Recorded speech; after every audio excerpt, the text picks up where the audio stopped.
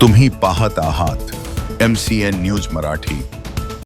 जागतिक महिला दिनाचे औचित्य साधून दिनांक 13 मार्च रोजी स्थानिक सातपुडा शिक्षण संस्था संचालित तथा डॉक्टर पंजाबराव देशमुख कृषी विद्यापीठ अकोला संलग्नित स्वातंत्र्यवीर गणपतराव इंगळे कृषी व उद्यान विद्या महाविद्यालय जळगाव जामोद येथे सर्व विद्यार्थिनी तसेच महिला प्राध्यापिका तथा कर्मचारी यांच्यासाठी पीक संरक्षण, रसायनांची सुरक्षित हाताळणी, आवश्यक सावधगिरी व उपाययोजना याबाबत मार्गदर्शनपर कार्यशाळेचे आयोजन BASF प्रायव्हेट लिमिटेड या मल्टीनॅशनल कंपनीच्या सुरक्षा हमेशा या अभियानाअंतर्गत करण्यात आले होते।